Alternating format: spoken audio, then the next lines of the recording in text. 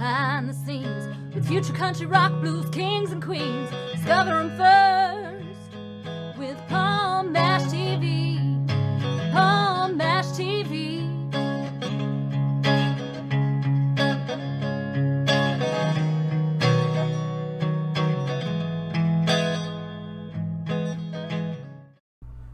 Well, hello there, it's Paul Mash TV time again. Thanks for joining us again on another episode, and as always, we got a great interview coming up for you in just a moment. But before we get into that, if you like this episode, don't forget to click subscribe and hit the bell, and you'll always be notified of any episodes coming up in the future. And we also have that comment section, so leave a comment. We'd love to hear from you there. And if you're on Facebook, go to facebook.com/Paul Mash TV. And that's our official page, and you can like the page, inboxes, comment, and everything you see there. We'd love to hear from you. And send us an email, paulmashtv@gmail.com. And if you're a band or a solo artist, you can email me there to get on the show. Or if you're just simply a fan, we can accept email from that address as well. And you'll always get a response. And we're going to recap all that on the closing credits at the end of the show, so stay tuned for that. From Essex, England, we have Rob Jones, another talented artist. I think you're really going to like this guy. And we'll get to that in just a moment, but first, here's a quick word from Click Jam. Don't go away, we'll be right back.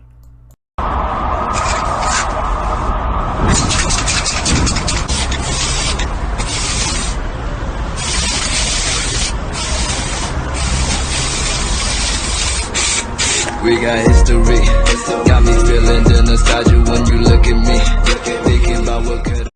Well, okay, it's interview time again as promised, and with us from Essex in the UK, we have Rob Jones. Thanks for joining us. How we doing, guys? How we doing? Thanks for having me on, mate. Yeah, no problem. We're glad to have you here today. We had a couple setbacks, but at least we're here now. So, about a minute ago, you had a bit of an Australian impression for me, didn't you? So should we show everyone what you had? You thought I was Australian for a second, didn't you, mate? Yeah. Yeah, I do that for people sometimes. Anyway, well, why don't you start by telling me a little bit about how it began for you as far as being an artist? I mean, as you know, everybody has their own story of how they got into it. Let's hear your story. How long have you got? Okay, so let me start. So basically, my artist name at the moment is Rob Jones TV. But I've been in music since I was 6 years old. I'm 38 now. Now, to cut a hugely long story short, it all started when I was 6. I joined a marching band.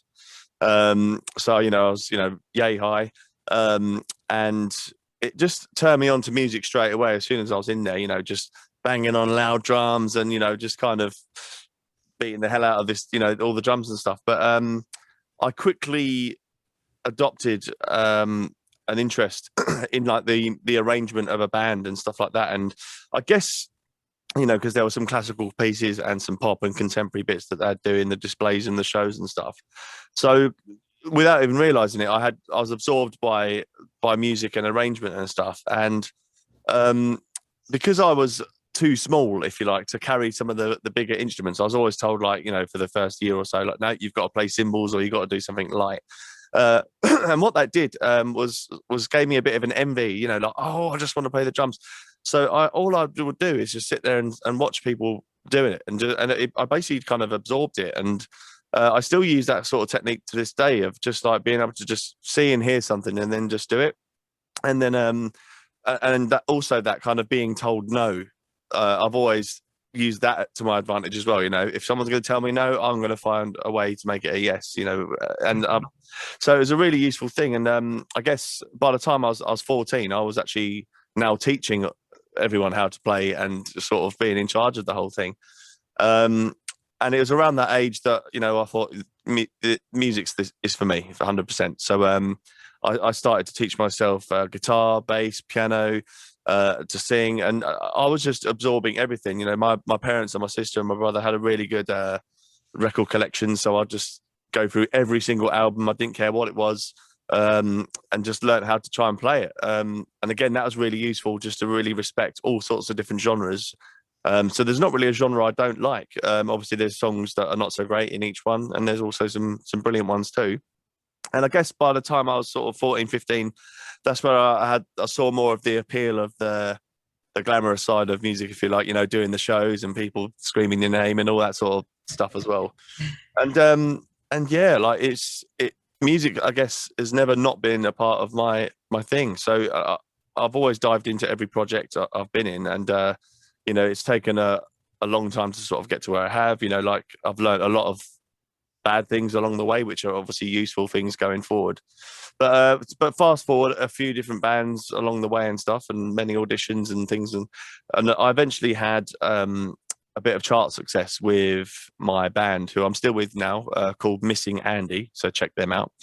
And that was about 10 years ago we had that, and we've basically been on the road doing that ever since.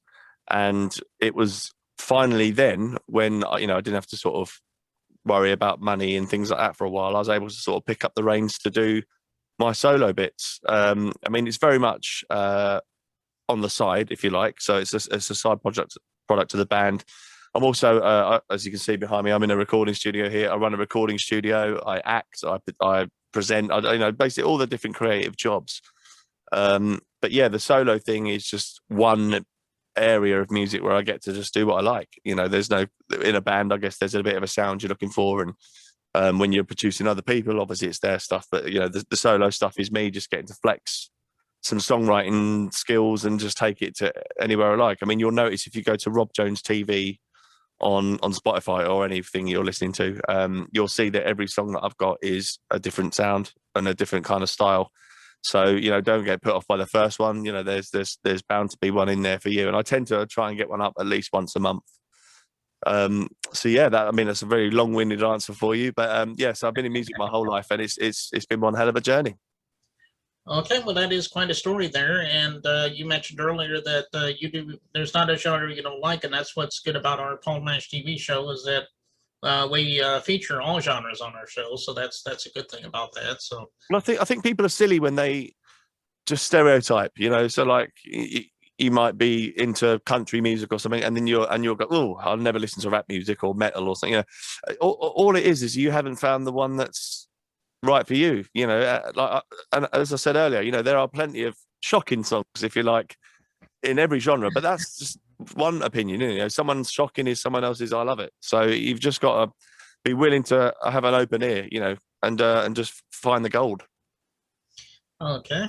Well, tell us a little bit about some of the artists you grew up with that inspired you. I mean, since you are a drummer, I'm sure there's some drummers that really inspired you, but let us know. Well, again, like because of the real young marching band years, like obviously every year we'd have a different theme. So like, you know, one year it could be Elvis, now it's Star Wars, now it's like the planets or something, you know. So it's all like classical and pop and contemporary, as I said. So very quickly I'm listening to a lot of stuff. So, and again, because of all the listening to records in my bedroom, just I'd look at the album cover and say, oh no, there's a bloke on a surfboard, what's this about? And it turns out it's Beach Boys or something, you know. So just by going through, and obviously you might skip a song if it wasn't the one for you, but just having a listen. I guess the record collection was like an early version of Shuffle on Spotify or whatever, you know. It's just have a go, have a listen. Obviously there were bands that I probably fell more in love with than others. I mean, a really early thing was Beach Boys, as I said earlier. I loved all the harmonies and stuff. That gave me an ear for that. But then into my sort of teens and, you know, annoying your parents years, I guess it was bands like Motley Crue and Guns N' Roses, and a bit more of the rock and roll girls with their boobs out and stuff like that, you know. But then I guess in the more recent years, because I do a lot of songwriting, you see, for other artists and other acts. So, you know, sometimes you're still surprised now, you know, there'll be a thing that just you're working on, or that someone wants you to write something like this, and then you end up enjoying that, and you know, then now it's another string to my bow. So yeah, again, another really long-winded answer. I just love it all.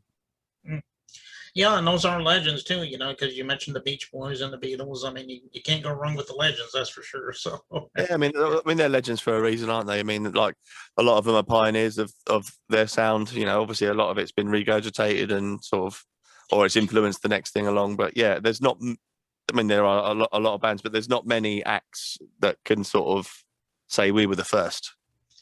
yeah, exactly, and like especially Elvis. I mean, you know, he's definitely a legend there. So I can understand why you would pick those as your legends and tributes, or whatever you want to call them.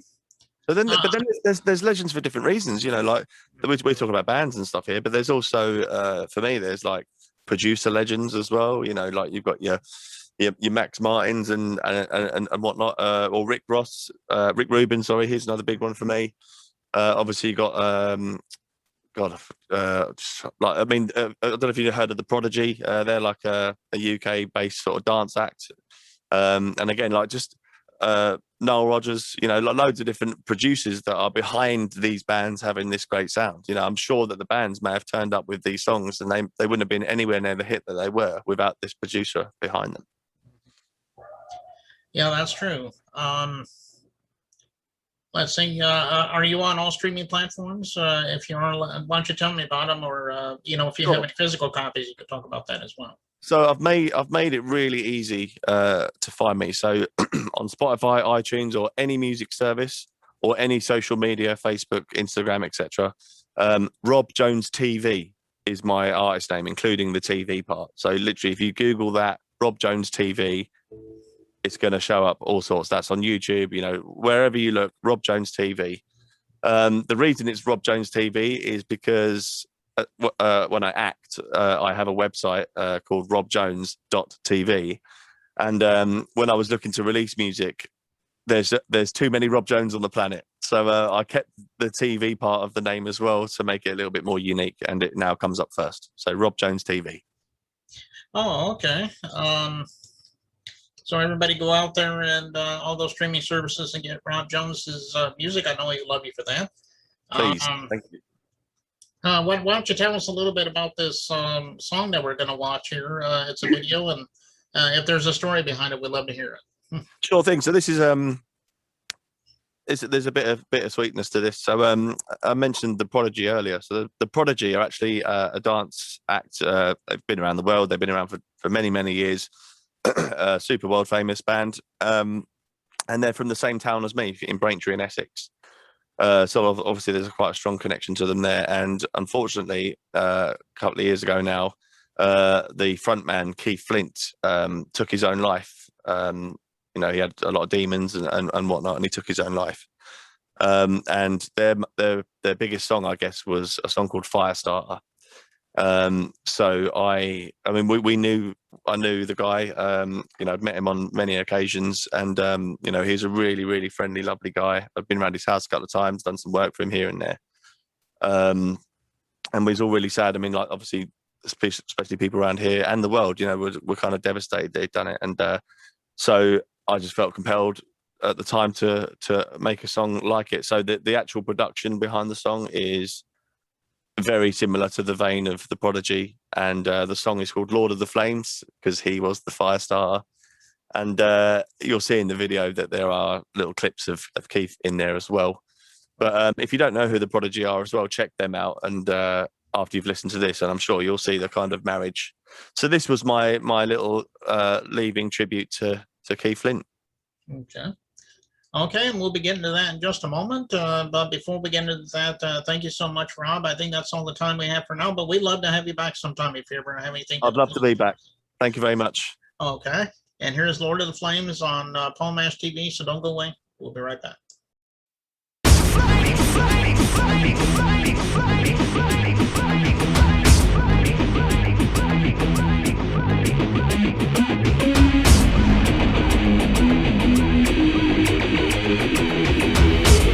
Get up and salute the Lord of the Flames.